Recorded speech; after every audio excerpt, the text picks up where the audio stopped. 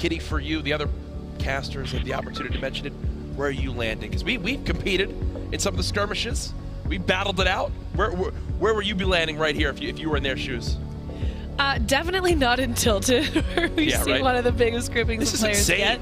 You know, I am known for loving Kitty Island. It's this little island just southwest of Salty Springs. Someone is there taking advantage of that. And we do actually see Tfue in the bottom right of the screen with that brand new skin on. Maybe Code Courage? I mean, maybe. Listen, I didn't say that. I didn't. Don't get mad. Don't get mad.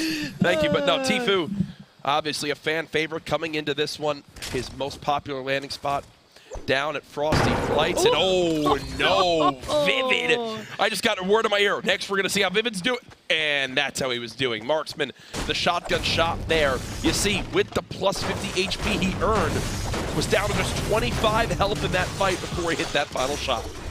Yeah, we saw Vivid absolutely destroying in the last game, taking out his teammate Poach in the end game, which is unfortunate, but we're heading, right into a Nick Merckx engagement.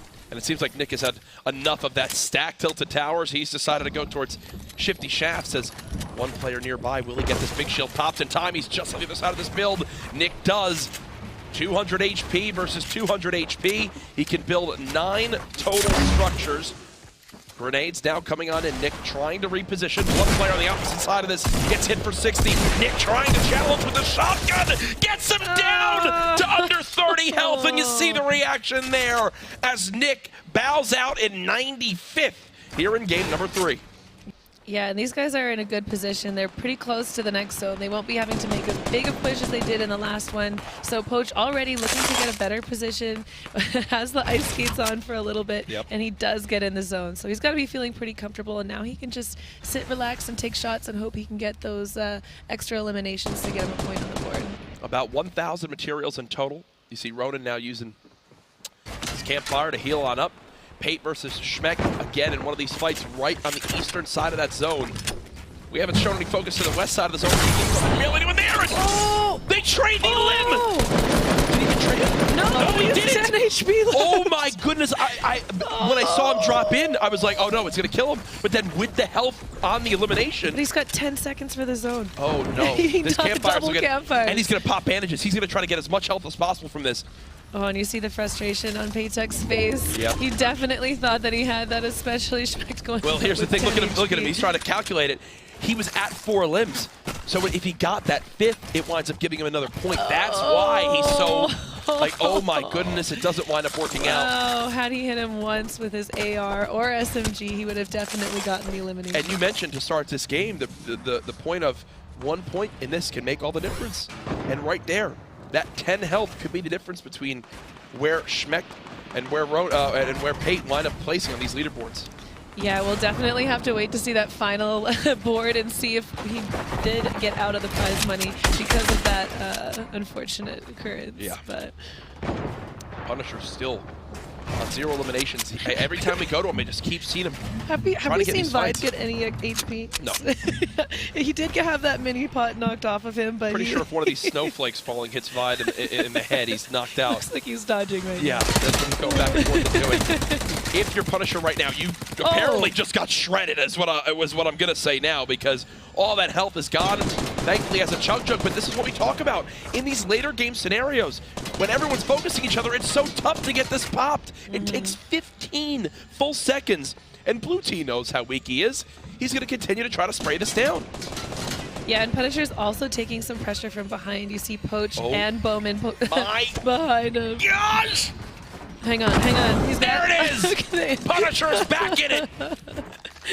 Oh, yeah, you've got to definitely be flexing a certain muscle to try and get that one. There it is now. Blue Team, no healing left, only 56 HP, 26 HP. This could spell disaster. Punisher, who was just on the back foot, trying to get the chug jug to be used, and Blue Team kept stopping him. Now at max HP, ready to take him out. But look at Blue Team's ammo. That's why he stopped spraying. He has 12 AR ammo left. Thankfully, he's got a ton of shotgun ammo, but he's going to be focused on those short, close engagements and unable to take anything long range. Fortunately, he has that jump pad. He'll be able to get into those close range engagements with that movement, but Tough spot. Not in a good situation to be in. Tough spot to be in. We have about half the lobby now down. I know our man Cypher is over at the analyst station ready to break down some of the moments we may have missed. Courage, thank you very much. We have our player Pearl, Game 2 winner. He's having his way in Happy Hamlet. He's putting a lot of pressure on Naga off, using his pickaxe to just break through and finish him off. We also have a bit of a fight that lasted a little bit too long between Pavzi and Monster, and we're not even sure if Pavzi made it out of the storm. You guys go ahead and check on Pavzi and take it away with Game 3. Thank you so much. Yes, he has been eliminated up to this point. Pearl, though, still in this one. 3 elims to this game. 507 small ammo. Wow. 278 AR ammo. Over 1,000 materials already in the zone. Max shields and minis, and he's already got a big as well. He's the most set up for this late game of anyone we've seen yet. Yeah, not just in the zone, near the center of the zone. Yeah. He doesn't have to worry about any of those guys pushing in and sandwiching him as they push into the zone. And he's just got to sit pretty, wait it out, hope he can get a few more eliminations in that late game. But coming off a victory royale into those eliminations, he is feeling good. And he does have Fulmer below him, who you saw do absolutely incredibly to qualify for the Winter Royale.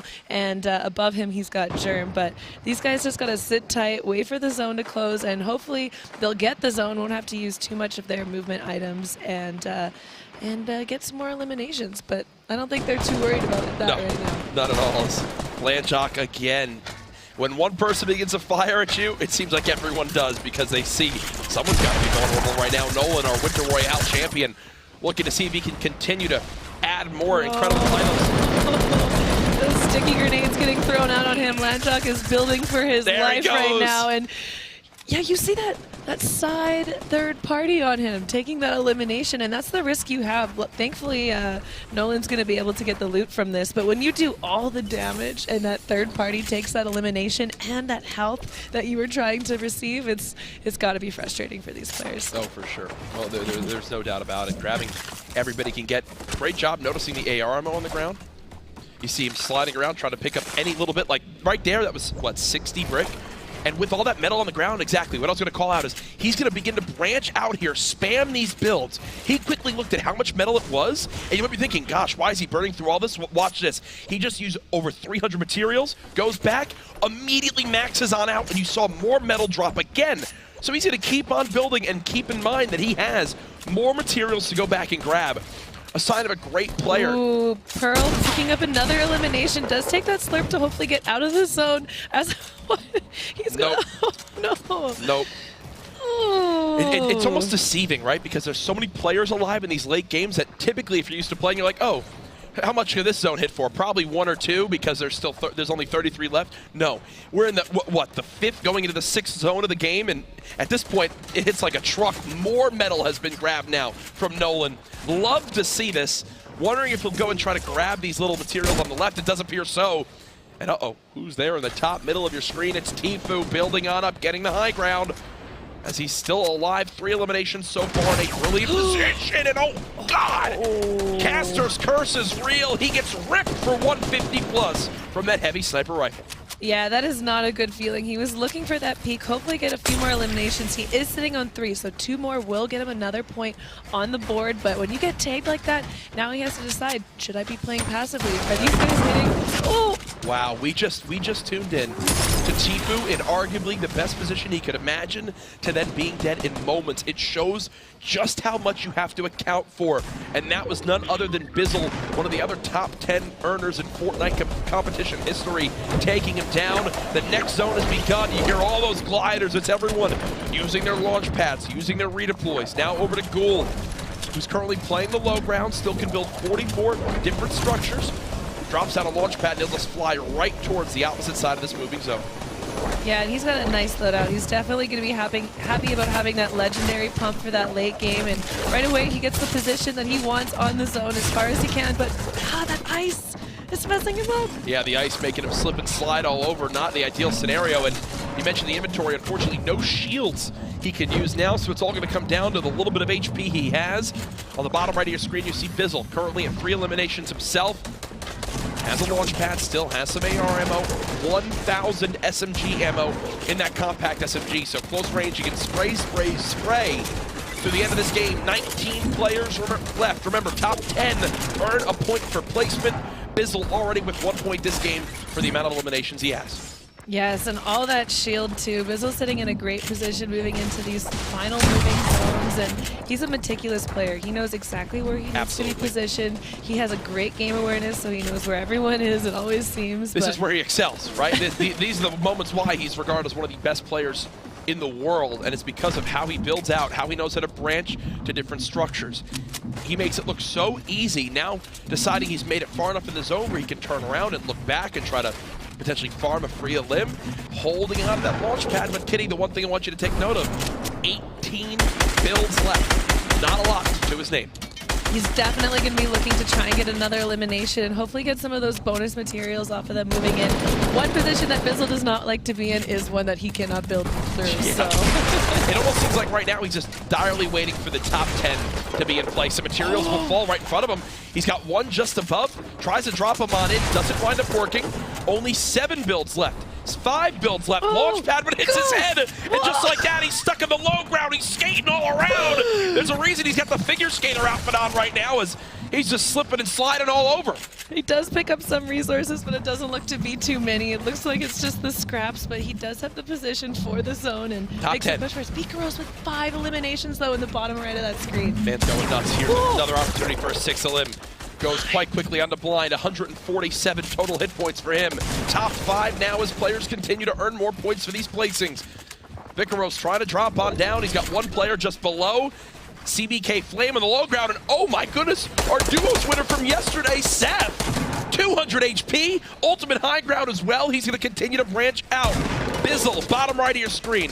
Vicaros, top right of your screen. The overall look at everyone now. 5 players remaining. Who will come out on top in Game 3 to set themselves up with a chance as we move on with the rest of the day? The zone still moving forward. Vinny alive in this game as well. He goes down. Flame drops 2. Bizzle now the target. Saf ready to get involved. It's a 1v1. Saf wants the fight, but Vicaros looking for his 8th elimination. Trying to drop on in. He places a trap. Will he bait him on in towards the structure? It doesn't appear so as of yet. He's out of materials. Oh no, he's out of materials. The pump comes in, but it's not enough. Saf, 6 elims. The victory royale. The man might go and get on top of the leaderboard today for solos now, Kitty. Absolutely incredible gameplay coming out of Saf today. Able to secure 6 eliminations. One more would have put him into that 3 points, but I mean, getting that victory royale and those 2 points for the eliminations, he's got to be feeling happy. I saw a ton of people online saying Saf after the performance yesterday, and from what we've seen in these skirmishes, he's got to be regarded as one of the better players in the world, one of the top 10, and moments like this will only continue to solidify that. Vicaros tried to do what he could. You see great damage there, but it's just too much HP for Saf, and to be quite honest, look at his inventory. He could have kept on going. He could have kept fighting and kept playing for more zones. Yeah, he was ready for 12 more zones, it looks like. Right. Yeah. Starting us off, we got Tfue using the backboard and the grenade launcher to put a lot of pressure on Base Soldier and taking him out as well. Later in the game, Tfue showed us his expertise with his aim and his AR, getting a few eliminations using the Scar from the high ground on players who are pushing into the storm. Right here, he takes advantage of a few of these players, hitting some really clean shots, securing these elims, and as you see right here, because of his early game positioning on the high ground, he was able to take out those players as they were moving in. Vicaros with 3 elims, securing a couple more as he drops down from the high ground. His positioning right here is extremely well thought out. He's looking for people who are moving into the circle, and he just gets to jump on 2 quick players right there, securing his 2nd points from this game. Seen today, ladies and gentlemen, Saf 6 places on top again. Absolutely outstanding job. 13 eliminations, 8 points. He's got to be feeling really good going into the next half of these matches. Saf, brilliant performances so far. That rounds out the 20 that you see right there, but you don't want to hear from us anymore. We've got